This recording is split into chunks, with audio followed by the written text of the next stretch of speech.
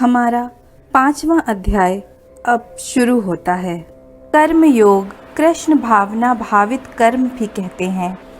सांख्य योग और कर्म योग का निर्णय। अर्जुन उवाच संन्यासं कर्मणां कृष्ण पुनर्योगं च शंससि यच्छ्रेय एतयोरेकं तन्मे ब्रूहि सुनिश्चितम्।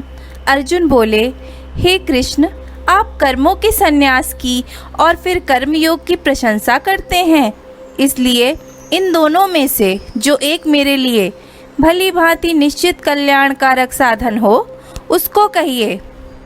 तब भगवान श्री कृष्ण बोले, श्री भगवान उवाच संन्यासः कर्मयोगश्च निःश्रेयसकरावुभो तयोस्तु कर्म संन्यास सात्कर्मयोगो विशिष्यते। श्री भगवान बोले, कर्म संन्यास और कर्म योग ये दोनों ही परम कल्याण के करने वाले हैं, परंतु उन दोनों में भी कर्म संन्यास से कर्म योग साधन में सुगम होने से श्रेष्ठ है। ज्ञेयः सा नित्य सन्यासी यो न द्वेष्टि न कांक्षति निदिर्न्दो हि महाबाहो सुखम बंधनात् प्रमुच्यते। यहाँ भगवान श्री कृष्ण अर्जुन को समझा रहे हैं, हे अर्जुन, जो पुरुष ना किसी से द्वेष करता है और ना किसी की आकांक्षा करता है वह कर्मयोगी सदा सन्यासी ही समझने योग्य है, क्योंकि राग द्वेषादि द्वंद्वों से रहित पुरुष सुखपूर्वक संसार बंधन से मुक्त हो जाता है। सांख्य योग पृथक बलाः प्रवदन्ति न पंडिताः एकमप्यस्थितः समज्ञुभयोर्विदन्ते फलम्। उपर्युक्त संन्यास और कर्म योग को मूर्ख लोग पृथक पृथक फल देने वाले कहते हैं, न कि पंडित जन, क्योंकि दोनों में से एक में भी सम्यक प्रकार से स्थित पुरुष दोनों के फलस्वरूप परमात्मा को प्राप्त होता है। यत् सांख्ये प्राप्यते स्थानं तदोगैरपि गम्यते एकं सांख्यं च योगं चायः पश्यति स पश्यति। इस श्लोक का अर्थ है, ज्ञान योगियों द्वारा जो परम धाम प्राप्त किया जाता है, कर्म योगियों द्वारा भी वही प्राप्त किया जाता है। इसलिए जो पुरुष ज्ञान योग और कर्म योग को फल रूप में एक देखता है वही यथार्थ देखता है। संन्यासस्तु महाबाहो दुःखमाप्तु मयो गतः योगयुक्तो मुनिर्ब्रह्मा न चिरेणाधिगच्छति। इस श्लोक में भगवान श्री कृष्ण अर्जुन को कह रहे हैं, परंतु हे अर्जुन, कर्म योग के बिना संन्यास अर्थात मन, इंद्रियां और शरीर द्वारा होने वाले संपूर्ण कर्मों में कर्तापन का त्याग प्राप्त होना कठिन है, और भगवत स्वरूप को मनन करने वाला कर्मयोगी परब्रह्मा परमात्मा को शीघ्र प्राप्त हो जाता है। सांख्य योगी और कर्म योगी के लक्षण और उनकी महिमा। योग युक्तो विशुद्धात्मा विजियात्मा जितेन्द्रियः सर्वभूतमभूतात्मा कुर्वन्नपि न लिप्यते। इस श्लोक का अर्थ है, जिसका मन अपने वश में है, जो जितेंद्रिय एवं विशुद्ध अंतकरण करने वाला है, और संपूर्ण प्राणियों का आत्मरूप परमात्मा ही जिसका आत्मा है, ऐसा कर्मयोगी कर्म करता हुआ भी लिप्त नहीं होता। नैव किंचित करोमिति युक्तो मन्येत तवत्वित पश्य अश्रणव स्पर्शजन्निघ्र श्रृंगच्छ स्वप्नं श्वसन प्रलपविन्नसृज ग्रहन् गृहमन्निशि अपि इन्द्रियाणीन्द्रियर्थेषु वर्तन्त इति धारयन्। इस श्लोक का अर्थ है, तत्व को जानने वाला सांख्य योगी तो देखता हुआ, सुनता हुआ, स्पर्श करता हुआ, सूंघता हुआ, भोजन करता हुआ, गमन करता हुआ, सोता हुआ, सांस लेता हुआ, बोलता हुआ, त्यागता हुआ, ग्रहण करता हुआ और आँखों को खोलता और मूंदता हुआ भी सब इंद्रियां अपने अपने अर्थों में बरत रही हैं। इस प्रकार समझकर निसंदेह ऐसा माने कि मैं कुछ भी नहीं करता हूँ। ब्रह्मण्याधाय कर्माणि संख्यं त्यक्त्वा करोति यः लिप्यते न स पापेन पद्मपत्र मिवामंभसा। इस श्लोक का अर्थ है, जो पुरुष सब कर्मों को परमात्मा में अर्पण करके और आसक्ति को त्याग कर कर्म करता है, वह पुरुष जल से कमल के पत्ते की भांति पाप से लिप्त नहीं होता। कायेन मनसा बुद्धया केवलैरिन्द्रियैरपि योगिनः कर्म कुर्वन्ति संगतयक्त्वामि शुद्धये। इस श्लोक का अर्थ है, कर्मयोगी ममत्व बुद्धिर रहित केवल इंद्रिय, मन, बुद्धि और शरीर द्वारा भी आसक्ति को त्याग कर अंतकरण की शुद्धि के लिए कर्म करते हैं। युक्तः कर्म फलं त्यक्त्वा शान्तिमाप्नोति नैष्ठिकीम् आयुक्तः कामकारेण फले सक्तो निबध्यते। इस श्लोक का अर्थ है, कर्मयोगी कर्मों के फल का त्याग करके भगवत प्राप्ति रूप शांति को प्राप्त होता है और सकाम पुरुष कामना की प्रेरणा से फल में आसक्त होकर बंधता है।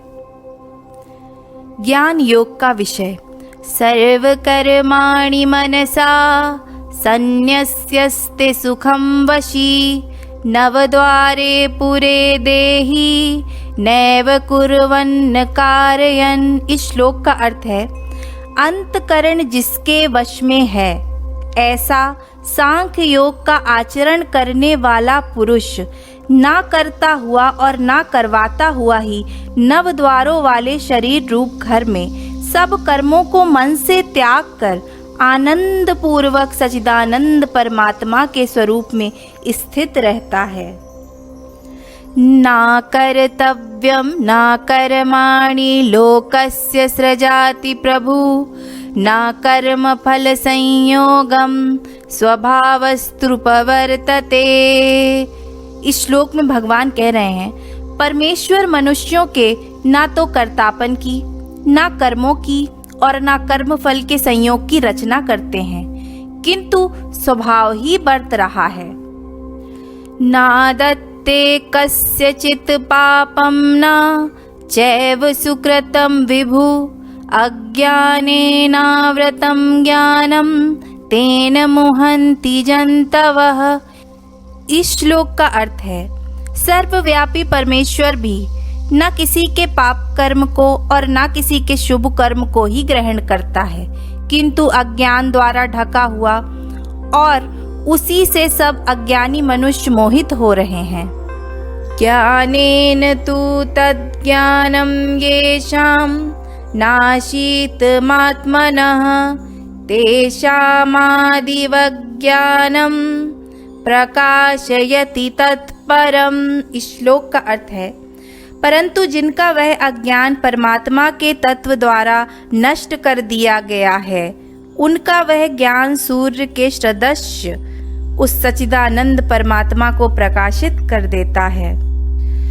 तदबुद्धस्य दात्मनास्त अन्निष्ठस्तपरायणाः गच्छन्तय पुनरावृत्तिं ज्ञानानि धूर्तकल्मषाः।